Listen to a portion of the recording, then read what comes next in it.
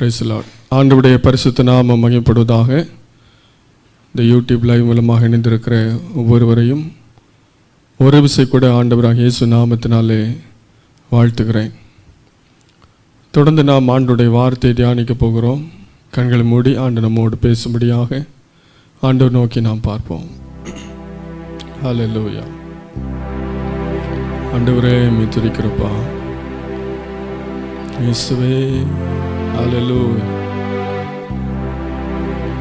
தாரும் உயிர் மீட்சி சபைதனில் சோரும் உள்ளம் மீளவே,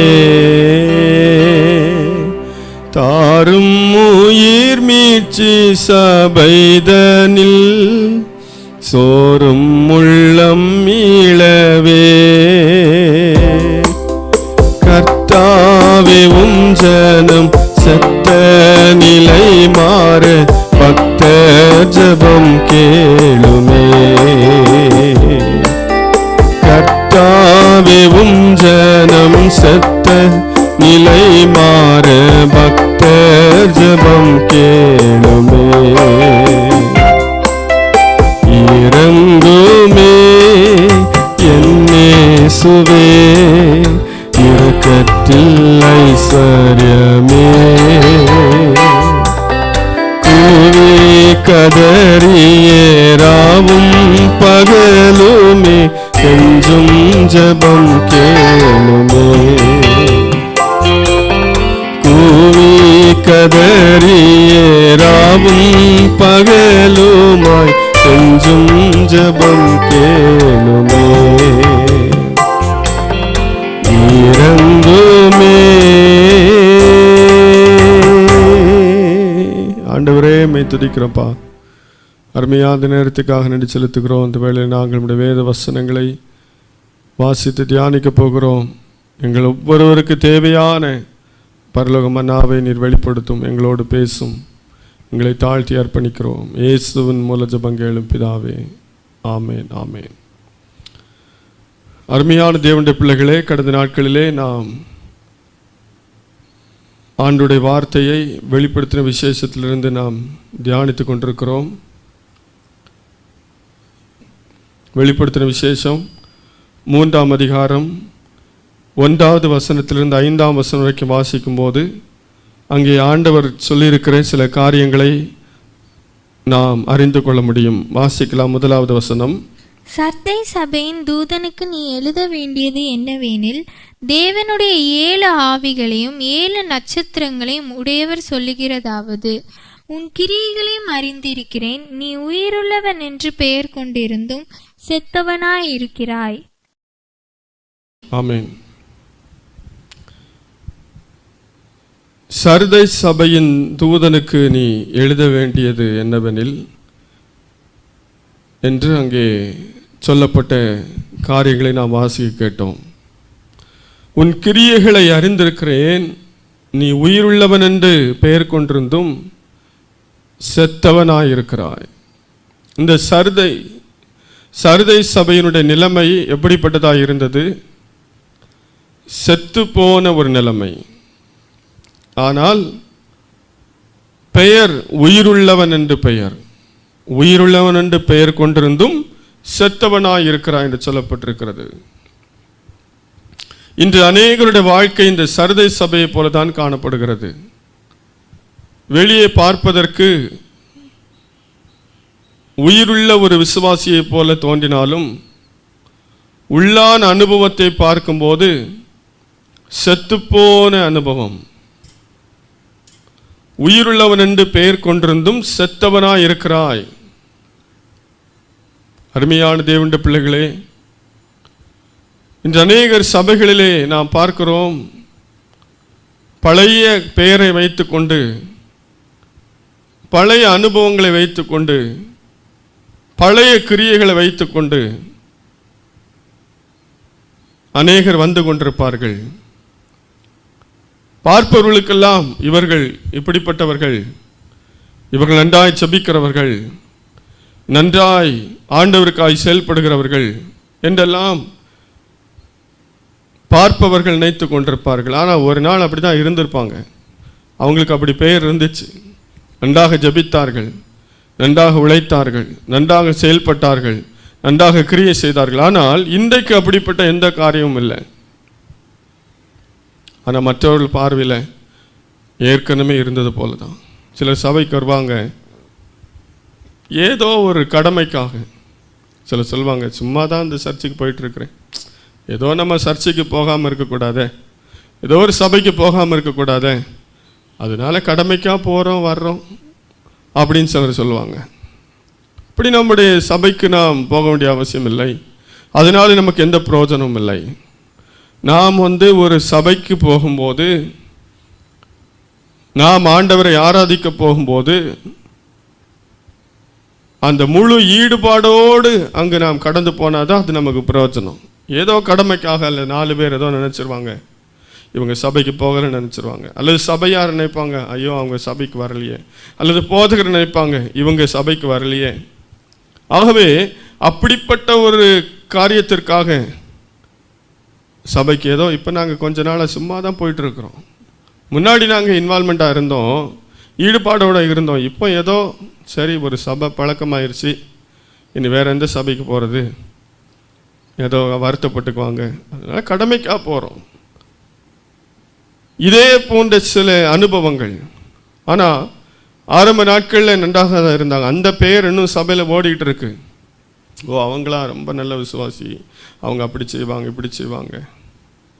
ஆனால் இப்போ அது எதுவுமே இல்லை, பழைய பெயரில் ஓடிக்கொண்டிருக்கிறது. அப்படிப்பட்டவர்களை குறித்து தான் சொல்லப்பட்டிருக்கிறது, நீ உயிருள்ளவன் என்று பெயர் கொண்டிருந்தும் செத்தவனாய் இருக்கிறாய்.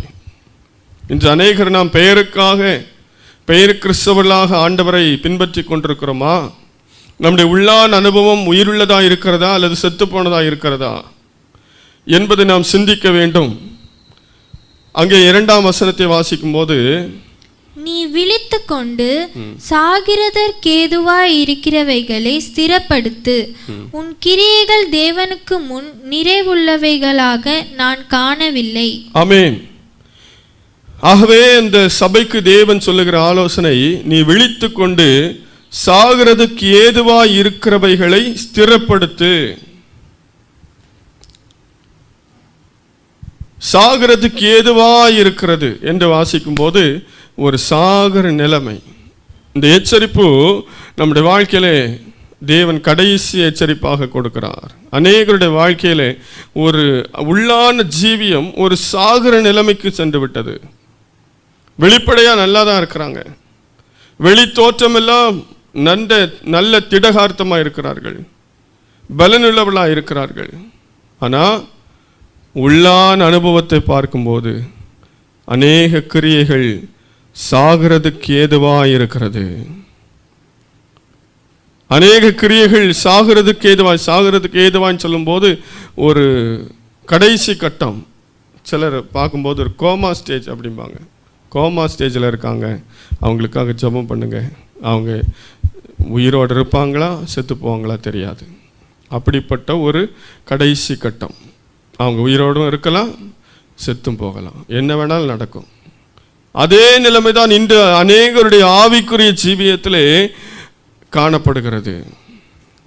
சாகிறதுக்கு ஏதுவாய் இருக்கிறவைகளை ஸ்திரப்படுத்து.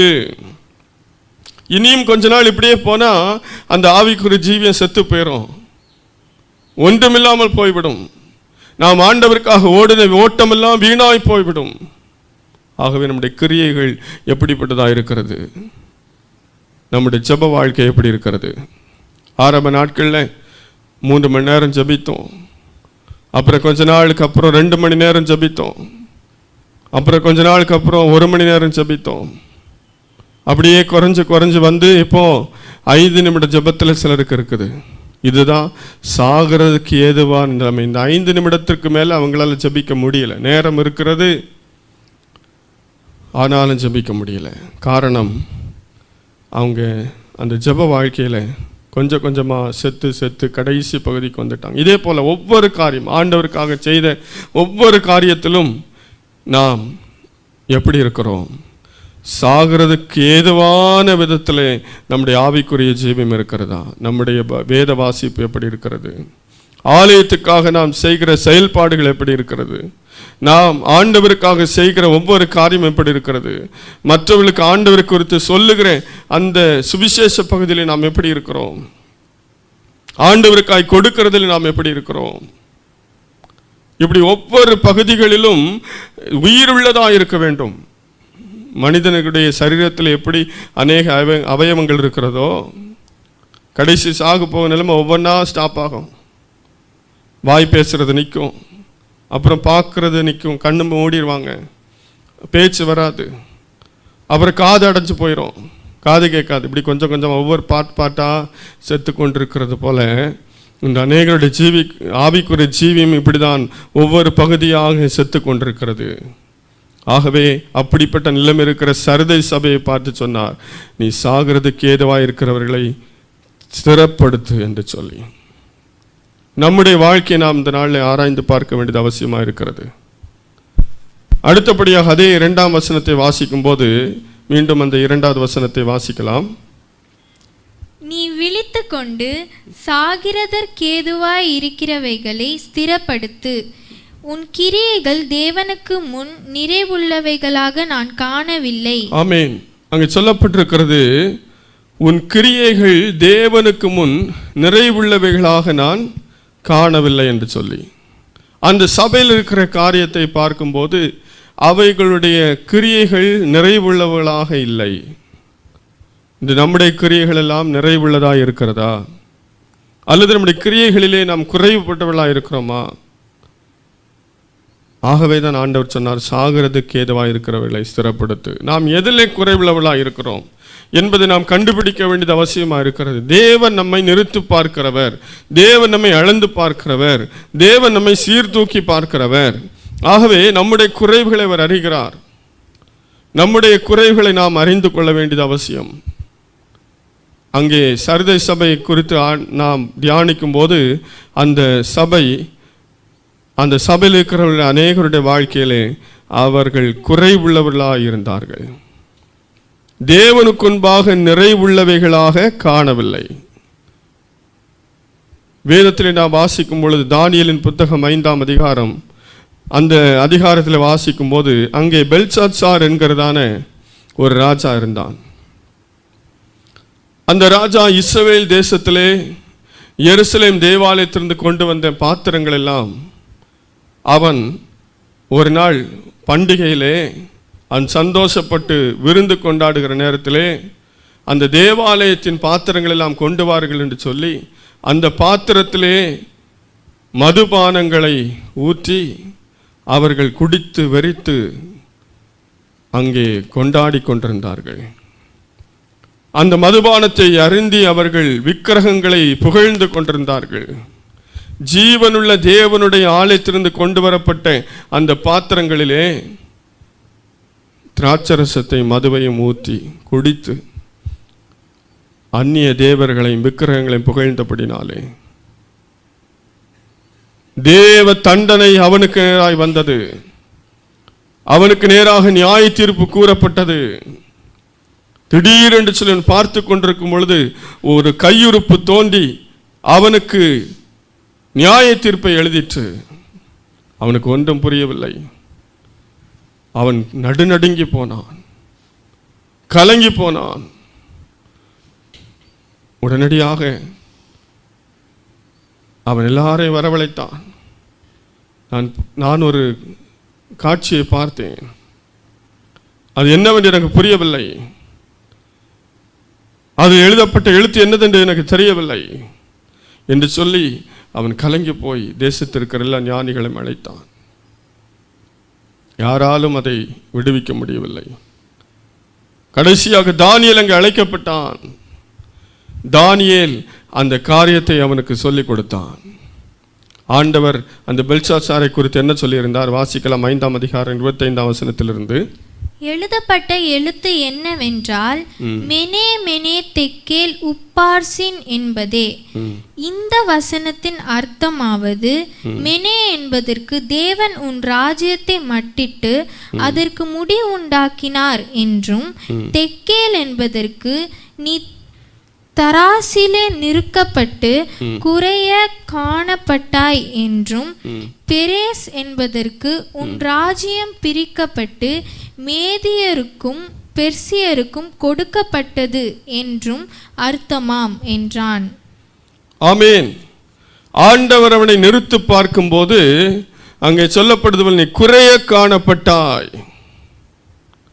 அவனுடைய கிரியைகள் நிறைவுள்ளவைகளா இல்லை. அவன் சரியான ஒரு காரியத்தை செய்யவில்லை. நீ குறைய காணப்பட்டாய். அவனுடைய ராஜ்யபாரம் அதோடு முடிந்து விட்டது. அவனுடைய ராஜ்யபாரம் அவன் கையிலிருந்து பிடுங்கப்பட்டு மேதியருக்கும் பெருசியருக்கும் கொடுக்கப்பட்டது என்று பார்க்கிறோம். நம்முடைய வாழ்க்கையில் நாம் குறைவுள்ளவர்களாகவே தொடருவோமானால் நம்மிடத்தில் கொடுக்கப்பட்ட ஆசீர்வாதங்கள் நம்மை விட்டு பிடுங்கப்படும். நம்மிடத்தில் கொடுக்கப்பட்ட நன்மைகள் நம்மை விட்டு பிடுங்கப்படும். நம்மிடத்தில் கொடுக்கப்பட்ட அபிஷேகம் நம்மை விட்டு எடுபட்டு போகும். நமக்கு கொடுக்கப்பட்ட அதிகாரங்கள் நம்மை விட்டு எடுபட்டு போகும். நமக்கு கொடுக்கப்பட்ட ஆவியின் வரங்கள் நம்மை விட்டு கடந்து போகும். ஆகவே குறைவான அனுபவங்களை நாம் எடுத்து போட வேண்டும். நாம் எப்போதும் ஆண்டவருக்கு முன்பாக நிறைவுள்ளவர்களாக இருக்க வேண்டும். அந்த ராஜா ஆண்டவருக்கு முன்பாக நிற்கப்பட்ட போது குறை உள்ளவனாயிருந்தான். இன்னும் வேதத்திலே ஆண்டவராக இயேசு கிறிஸ்து அவர் இந்த உலகத்தில் ஊழியம் செய்த நாட்களிலே ஒரு வாலிபன் அவரை சந்திக்க வந்தான். அவரை சந்திக்க வந்த வாலிபன் நித்திய ஜீவனை சுதந்தரிப்பதற்கு நான் என்ன செய்ய வேண்டும் என்றான். ஆண்டவர் சொன்னார், இந்த கற்பனைகள் எல்லாம் கை கொள் என்றான். அவன் சொன்னான், என் சிறுவயது முதல் இதெல்லாம் கை கொண்டிருக்கிறேன். அப்போது அந்த வாலிபனை பார்த்து ஆண்டவர் சொன்னார், மார்க் எழுதின சுவிசேஷம் 10ஆம் அதிகாரம் 21வது வசனத்தை வாசிக்கலாம். மார்க் 10:21. இயேசு அவனை பார்த்து அவனிடத்தில் அன்பு கூர்ந்து, உன்னிடத்தில் ஒரு குறைவு உண்டு, நீ போய் உனக்கு உண்டானவைகளை எல்லாம் விற்று. இயேசு அவனை பார்த்து உன்னிடத்தில் ஒரு குறைவு உண்டு என்று சொன்னார். போதும். அங்கே இந்த வாலிபன் தன்னுடைய மனதில் நினைத்தான், நித்திய ஜீவனை சுதந்தரிப்பதற்கு எனக்கு என்ன தடை இருக்கிறது? ஒரு தடையுமே இல்லை. நான் எல்லாவற்றிலும் சரியா இருக்கிறேன், என்னிடத்தில் எந்த குறைவும் இல்லை என்று சொல்லி அவன் நினைத்திருந்தான். ஆனால் இயேசு சொன்னார், உன்னிடத்தில் ஒரு குறை உண்டு. உன்னிடத்தில் ஒரு குறை உண்டு. நம்முடைய வாழ்க்கையில கூட நாம் அப்படிதான் நினைத்துக் கொண்டிருக்கிறோம். அங்கே சொல்லப்படுது போல, நீ உயிர் உள்ளவன் என்று பெயர் பெற்றும் செத்தவனாயிருக்கிறான் என்று சொன்னது போல நாம் நினைக்கிறோம் நாம் எல்லாவற்றிலும் சரியா இருக்கிறோம், எல்லாவற்றிலும் பெர்ஃபெக்டா இருக்கிறோம், நம்மிடத்தில் எந்த குறையும் இல்லை, நம்மிடத்தில் எந்த தவறும் இல்லை, நாம் எல்லாவற்றையும் சரியாக தான் செய்து கொண்டிருக்கிறோம் என்று நினைக்கிறோம். ஆனால் நம்மிடத்தில் குறை உண்டு என்று கர்த்தர் சொல்லுகிறார். நாம் நம்மை ஆராய்ந்து பார்க்க வேண்டியது அவசியமா இருக்கிறது. என்னிடத்தில் என்ன குறைவு இருக்கிறது என்று சொல்லி நாம் கண்டுபிடிக்க வேண்டும். அந்த வாலிபன் ஆண்டவர் அவனுடைய குறையை சுட்டி காட்டின போது அதை அவனால் நிறைவேற்ற முடியாமல் துக்கத்தோடு கடந்து போனான். நம்மிடத்திலே இருக்கிற குறைவுகளை நிறைவாக்க வேண்டும். அதை நாம் ஆராய்ந்து பார்க்க வேண்டும். ஆண்டவரிடத்தில் கேட்க வேண்டும், ஆண்டவரே, என் பார்வையில் நான் நல்லா இருக்கிறேன்ப்பா, ஆனால் என்னிடத்தில் என்ன குறை சொல்லுங்கப்பா, அந்த குறைவை நான் சரியாக்குறேன் அப்படின்னு ஒவ்வொரு நாள் ஆண்டவர்கிட்ட நாம் கேட்டு நாம் குறைவற்ற நிறைவான ஒரு வாழ்க்கை வாழ்கிறவர்களாய் காணப்பட வேண்டியது அவசியம். தாவீது சங்கீதத்திலே ஆண்டவரை பார்த்தவன் சொல்லுகிறான். 139வது சங்கீதம் 139வது சங்கீதத்திலே 23, 24 ஆகிய வசனங்களை வாசிக்கலாம். தேவனே, என்னை ஆராய்ந்து என் இருதயத்தை அறிந்து கொள்ளும், என்னை சோதித்து என் சிந்தனைகளை அறிந்து கொள்ளும், வேதனை உண்டாக்கும் வழி என்னிடத்தில் உண்டோ என்று பார்த்து நித்திய வழியிலே என்னை நடத்தும். ஆமென். வேதனை உண்டாக்கும் வழி என்னிடத்தில் உண்டோ என்று பார்த்து நித்திய வழியிலே நடத்தும். என்னை ஆராய்ந்து என் இருதயத்தை அறிந்து கொள்ளும், என்னை சோதித்து என் சிந்தனைகளை அறிந்து கொள்ளும். ஆண்டவர் பார்த்து சொல்ற, என்னை ஆராய்ந்து பாரும், என்னை சோதித்து பாரும். என்னிடத்தில் ஏதாகிலும் வேதனை உண்டாக்குற வழி இருக்கிறதோ, என்னிடத்தில் ஏதாகிலும் பாவம் இருக்கிறதா, தவறு இருக்கிறதா, ஆராய்ந்து பாரும் ஆண்டவரே. தாவீது சொல்கிறான். அப்படி என்றால் அவன் ஆண்டவருக்கு முன்பாக உண்மையாய் வாழ வேண்டும் என்று விரும்பினான். ஆண்டவருக்கு பிரியமாகவே வாழ வேண்டும் என்று விரும்பினான்.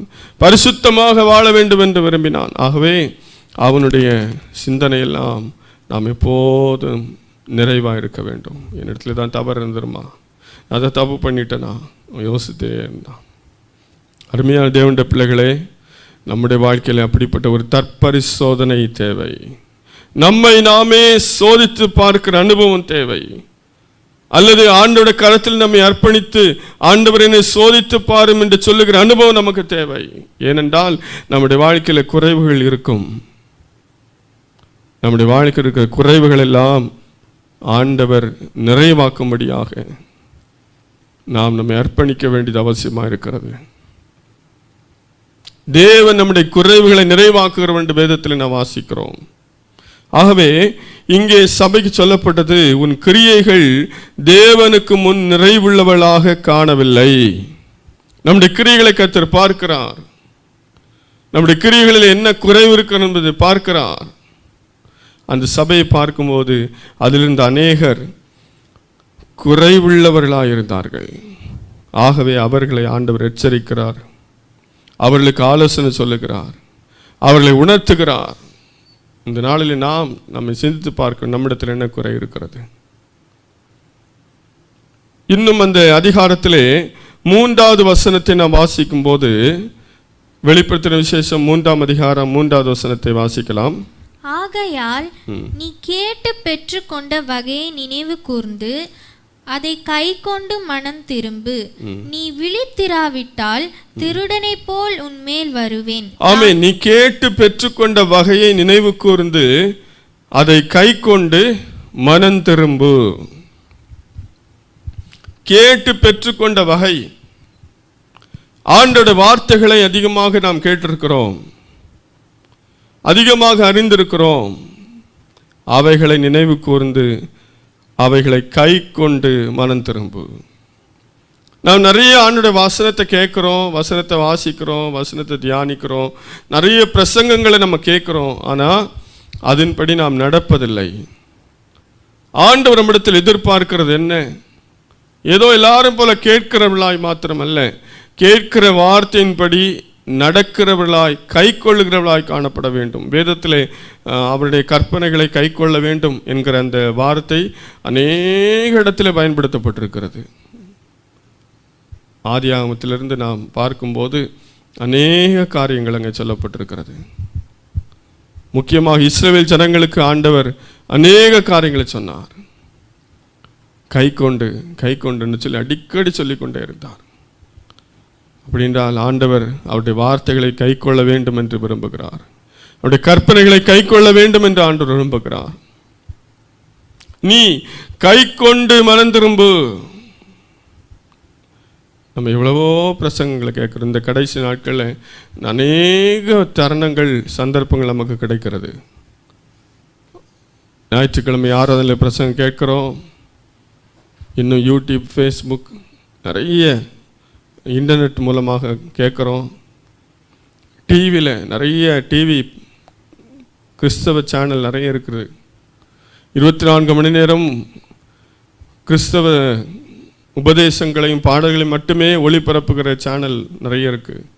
அது மூலமாக எவ்வளவோ பிரசங்களை உட்கார்ந்த இடத்துல நம்ம கேட்க முடியும். இது போக வசனத்தை வாசிக்கிறோம், தியானிக்கிறோம். ஆனால் இதெல்லாம் கேட்டு விட்டு விடாமல் அதை கை கொள்ளுகிறவளா இருக்க வேண்டும் என்று தான் தேவன் விரும்புகிறார். நம்ம கேட்குறோம், ஆனால் கை கொள்கிறோமா? அந்த சரத சபையில் இருக்கிறவர்கள் அநேகர் நிறைய கேட்டிருந்தாங்க, நிறைய அறிந்திருந்தாங்க, ஆனால் அவங்க கை கொள்ளலை. நீ கேட்டு பெற்றுக்கொண்ட வகையை நினைவு கூர்ந்து அதை கை கொண்டு மனம் திரும்பு. அப்போ எவ்வளவுக்கு நாம் வார்த்தைகளை கேட்கிறோமோ, எவ்வளவுக்கு சத்தியத்தை அறிந்து கொள்கிறோமோ அவ்வளவுக்கு கை கொள்ள வேண்டும். இவ்வளோ சத்தியம் எனக்கு தெரியும், பைபிளில் எல்லாமே எனக்கு தெரியும், பைபிள் எனக்கு தெரியாத சத்தியமே இல்லை, இப்படியெல்லாம் நம்ம நினச்சிட்டு இருக்கலாம். சரிதான். ஆனால் அதில் எத்தனை நாம் கை கொண்டோம், அதுதான் முக்கியமான காரியம். நாம் கை கொள்ள வேண்டும். அப்படி நாம் ஆண்டவருடைய வார்த்தைகளை கை கொள்ளும் போது அது நமக்கு ஆசீர்வாதத்தை தரும். 119ஆம் சங்கீதத்திலே முதல் 2 வசனங்களை வாசிக்கலாம். 119வது சங்கீதம் முதல் 2 வசனம். கர்த்தருடைய வேதத்தின்படி நடக்கிற உத்தம மார்க்கத்தார் பாக்கியவான்கள். அவருடைய சாட்சிகளை கைக்கொண்டு அவரை முழு இருதயத்தோடும் தேடுகிறவர்கள் பாக்கியவான்கள். ஆமென். கர்த்தருடைய வேதத்தின்படி நடக்கிற உத்தம மார்க்கத்தார் பாக்கியவான்கள். அவருடைய வேதத்தின்படி நடக்கிறவர்கள். வேதத்தை சும்மா தூக்கிட்டு போறது இல்லை, நல்ல புது புது பைபிள்லாம் வாங்குறவங்க இல்லை. அந்த வேத புத்தகத்தில் சொல்லப்பட்ட வார்த்தையின்படி நடக்கிறவர்கள் பாக்கியவான்கள். அவருடைய சாட்சிகளை கை கொண்டு அவரை முழு இருதயத்தோடும் தேடுகிறவர்கள் பாக்கியவான்கள். நம்ம நிறைய பைபிள் வச்சிருக்கலாம், நிறைய வசனம் நம்ம வாசிக்கலாம். ஆனால் இந்த வசனத்துக்கு எப்போ நம்ம கீழ்ப்படிந்து அதை வசனங்களை கை கொள்ளுகிறோமோ அப்போதான் நம்ம பாக்கியவான்கள். கை கொண்டு நடக்கிறவர்கள் பாக்கியவான்கள் என்று எழுதப்பட்டிருக்கிறது. அதே 119ஆம் சங்கீதத்திலே 100வது வசனத்தை வாசிக்கலாம். உம்முடைய கட்டளைகளை நான் கை கொண்டிருக்கிறபடியால் முதியோர்களை பார்க்கிலும் ஞானமுள்ளவனாய் இருக்கிறேன். அல்லேலூயா, அல்லேலூயா.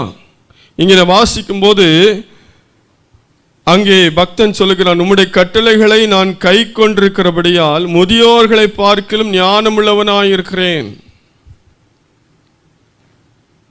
அப்ப வேத வசனத்தை யார் கை கொள்ளுகிறார்களோ அவர்கள் ஞானவான்களாய் மாறுகிறார்கள்.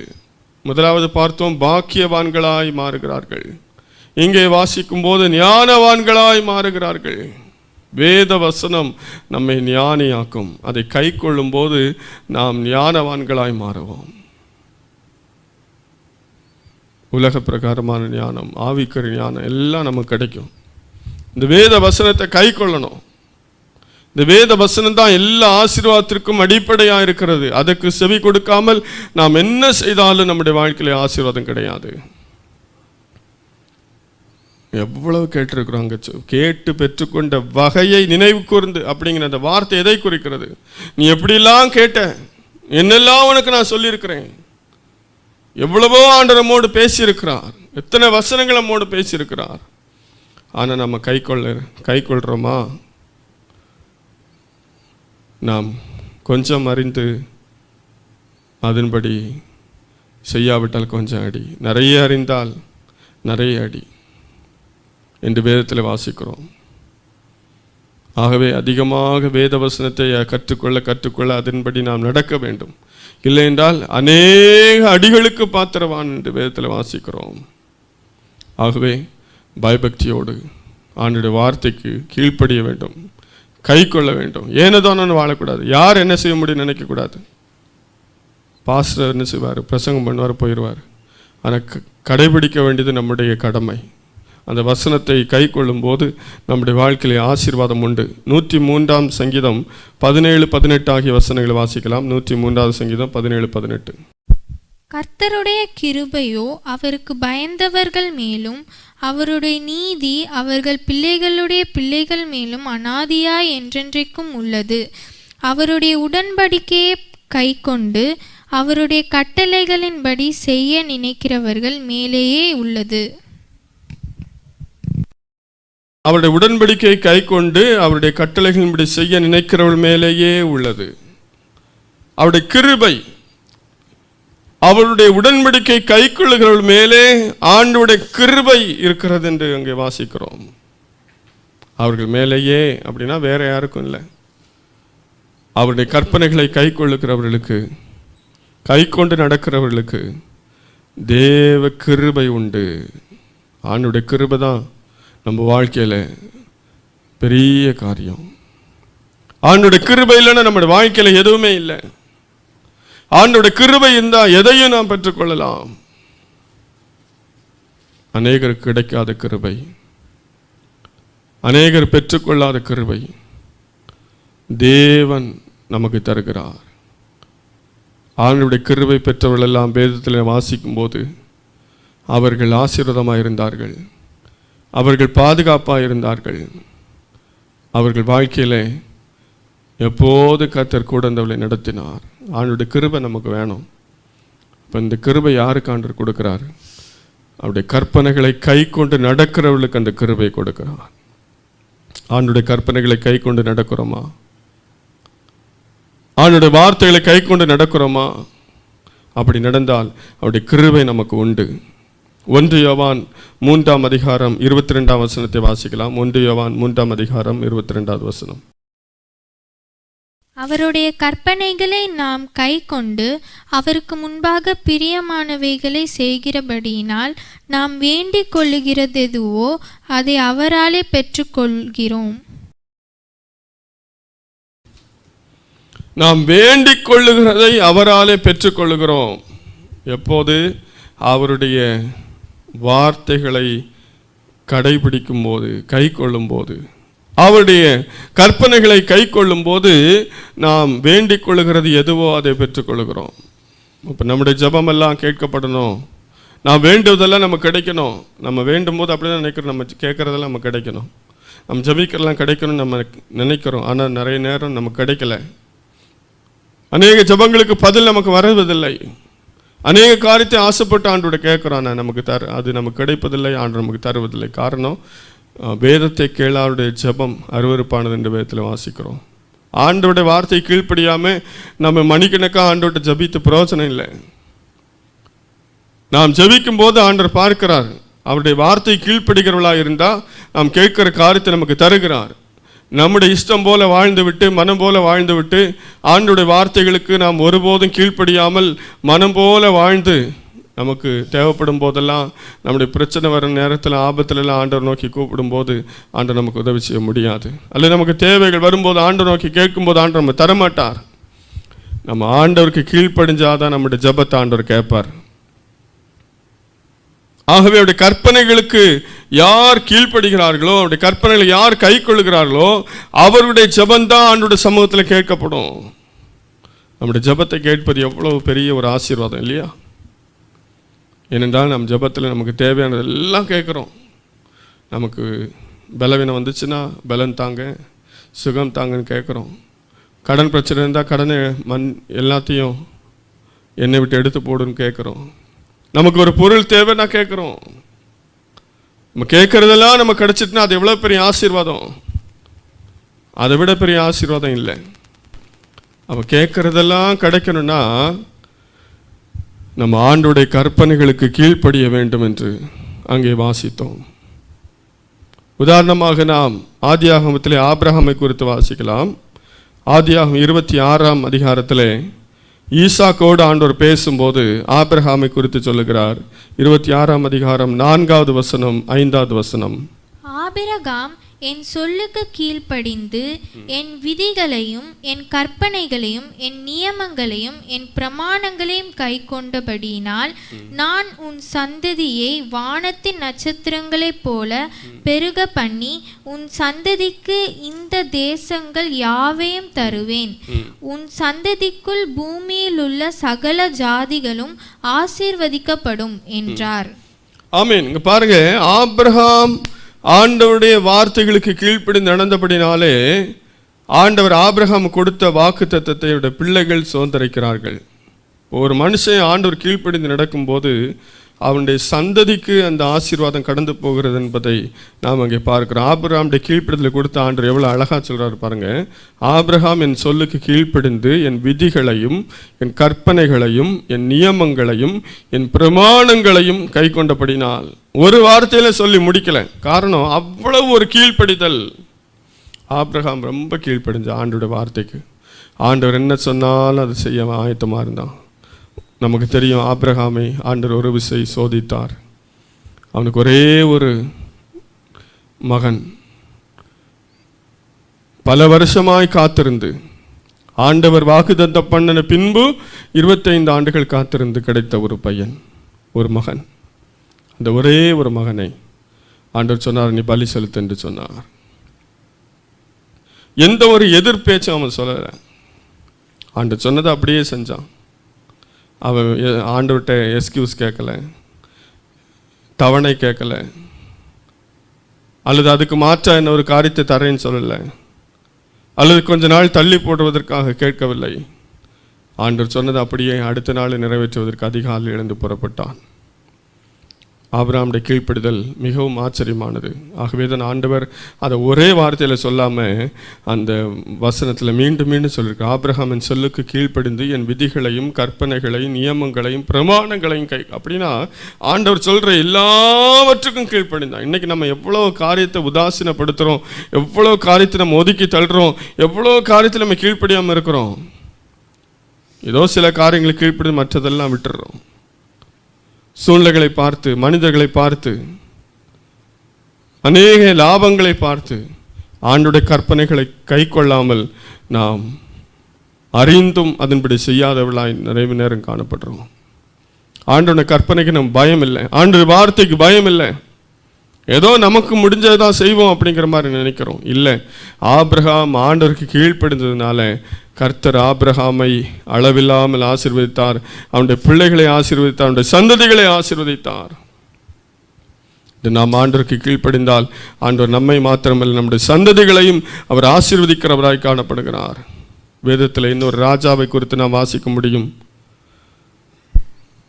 2 ராஜாக்கள் 18ஆம் அதிகாரத்திலே எசேக்கியா ராஜாவை குறித்து நாம் வாசிக்கிறோம். அந்த எசேக்கியா ராஜா அவன் ஆண்டவருக்கு கீழ்ப்படிந்து நடக்கிற ஒரு மனிதனாக இருந்தபடினாலே அவன் என்ன ஆசீர்வாதங்களெல்லாம் பெற்றுக்கொண்டான். 18ஆம் அதிகாரத்திலே 6ஆம் வசனம் 7ஆம் வசனத்தை வாசிக்கலாம்.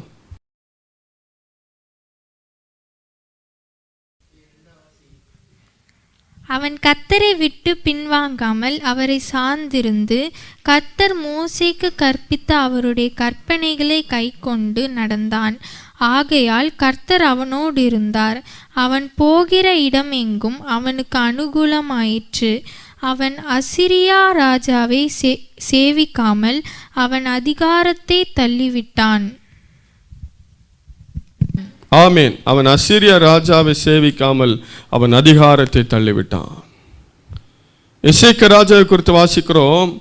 அவன் ஆண்டவருடைய கற்பனைகளுக்கெல்லாம் கீழ்ப்படிந்தபடினாலே தேவன் அவனை ஆசீர்வதித்தார், எல்லாவற்றையும் வாய்க்க பண்ணினார், எல்லாம் அவனுக்கு அனுகூலமாயிருந்தது என்று நாம் அங்கே வாசிக்க பார்த்தோம். அது மாத்திரமில்லாமல் அசீரியா ராஜாவை சேவித்த அந்த சந்தர்ப்பத்திலே அவனுடைய அந்த எல்லா கட்டுப்பாடுகளையும் உதறி தள்ளிவிட்டான், அதிகாரத்தை தள்ளிவிட்டான். காரணம், கர்த்தர் அவன் கூட இருந்தார். அதனால அவன் யாருக்கும் பயப்பட வேண்டிய அவசியம் இல்லை.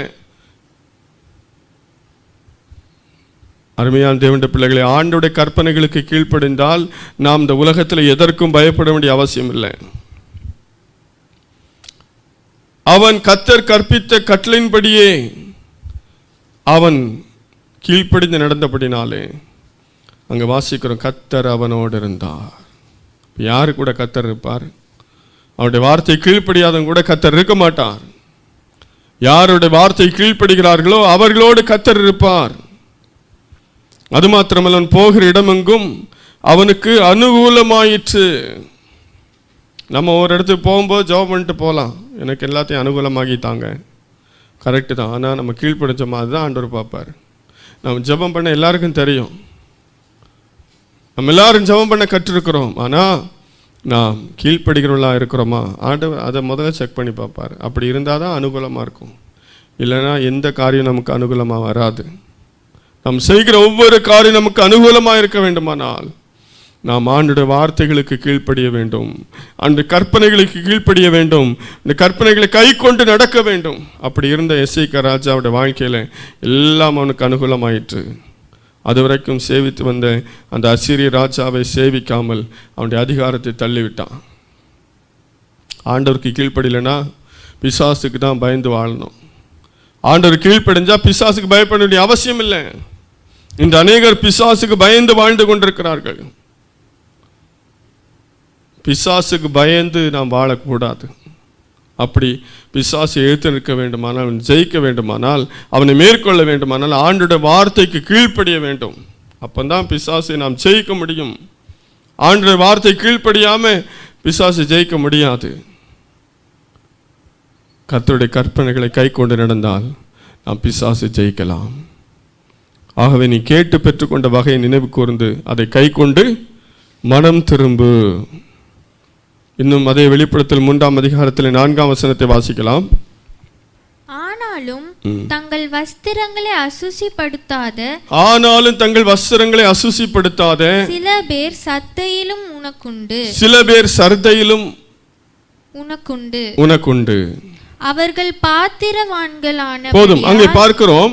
ஆனாலும் சிலர் தங்கள் வஸ்திரங்களை அசுசிப்படுத்தாத சிலர் என்று வாசிக்கிறோம். அப்படின்னா சிலர் அசுசிப்படுத்தினாங்க, சிலர் அசுசிப்படுத்தல. அசுசிப்படுத்தாதவர்களுக்கு ஆண்டவர் ஆசீர்வாதங்களை வைத்திருக்கிறார். அசுசிப்படுத்தினவங்களை மனம் திரும்ப அழைக்கிறார்.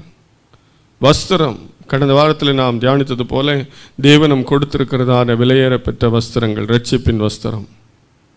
இந்த வஸ்திரம் அநேகர் என்ன செய்கிறோம்? கடந்த வாரத்தில் நாம் பார்த்தோம், லவோதிக்கேயா சபையிலே அந்த வஸ்திரத்தை இழந்தவர்களாய் நிர்வாணிகளாக இருந்தாங்க. இன்னைக்கு சிலர் வஸ்திரத்தை போட்டிருக்காங்க, ஆனால் அந்த வஸ்திரம் கரைப்பட்டிருக்கிறது, அசுசி அடைந்திருக்கிறது. கரைப்பட்ட வஸ்திரத்தை தரித்து கொண்டிருக்கிறார்கள்.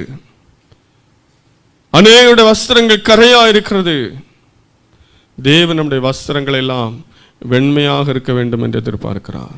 அவர் நமக்கு தந்த வெண் வஸ்திரம், இரட்சிப்பின் வஸ்திரம், கரையில்லாத வஸ்திரம். ஆனால் நாம் அநேக நேரங்களில் இந்த வஸ்திரங்களை கரைப்படுத்தி விட்டோமா?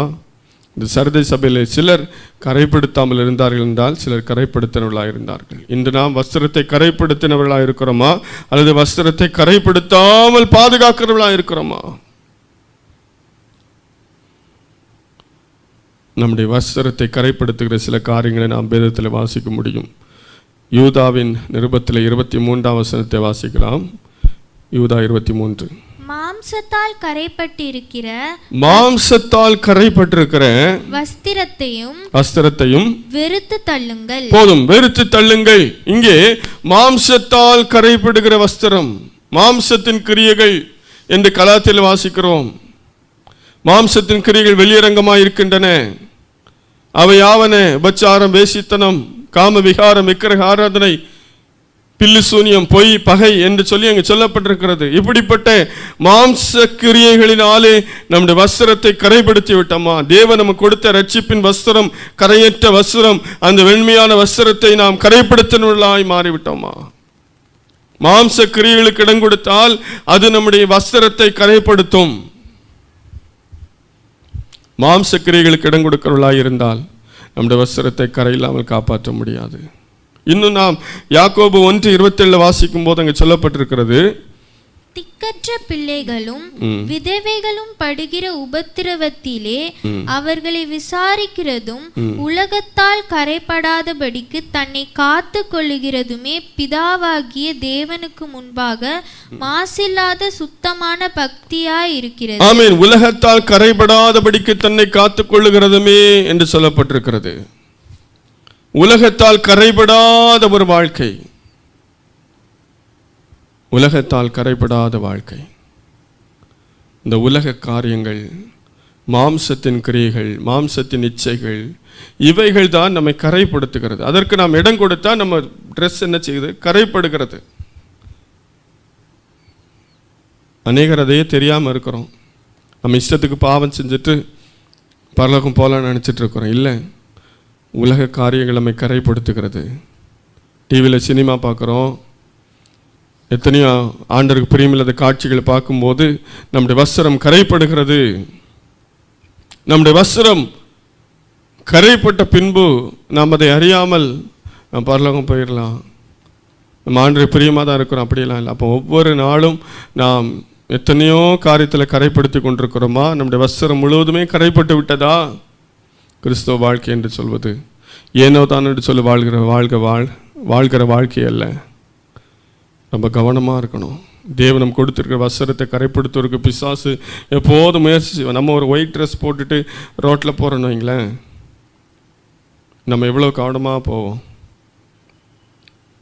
அது முக்கியமாக மழை நேரமாக இருந்துன்னா நம்ம ரொம்ப கவனமாக இருக்கணும். இல்லைன்னா அந்த ஒயிட் ட்ரெஸ்ஸில் கண்டிப்பாக அழுக்கு போடும். மற்ற ட்ரெஸ்ஸில் பட்டாலும் தெரியாது.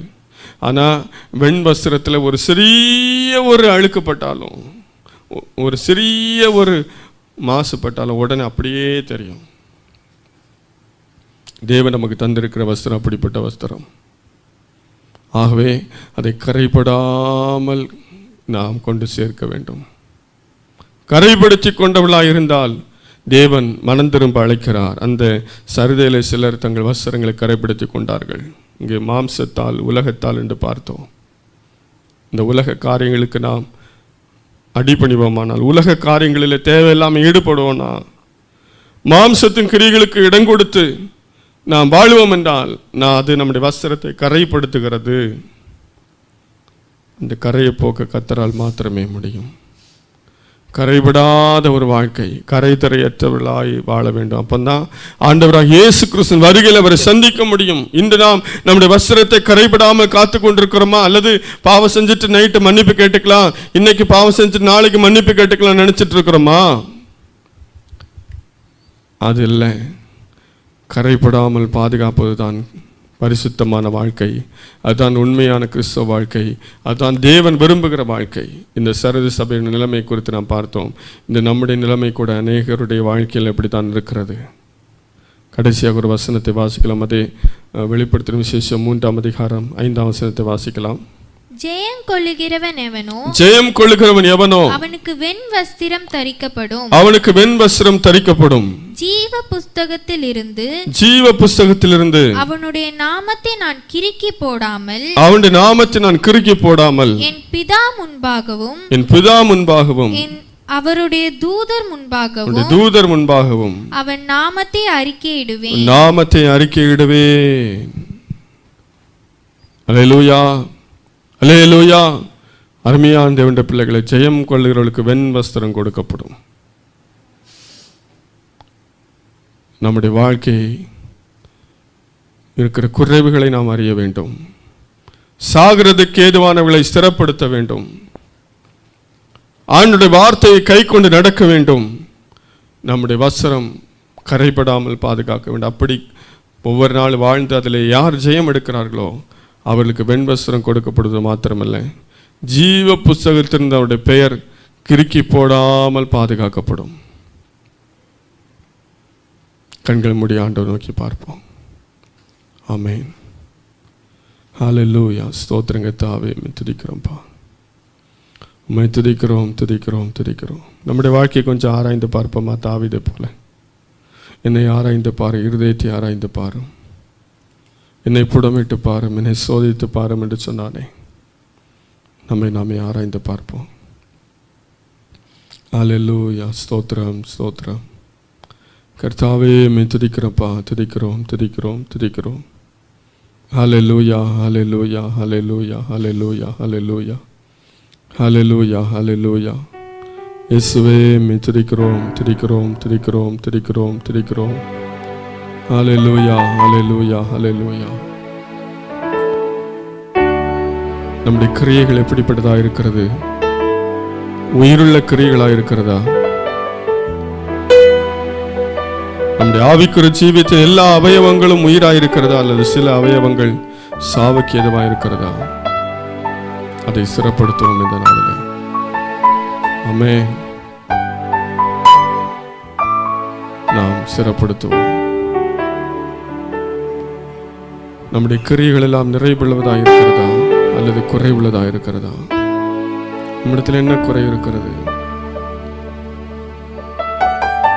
ஆண்டவர்கிட்ட கேளுங்கப்பா, என்னிடத்தில் என்ன குறை இருக்குப்பா, சுட்டி காட்டுங்கப்பா, நான் சரி பண்ணிடுறேன்ப்பா.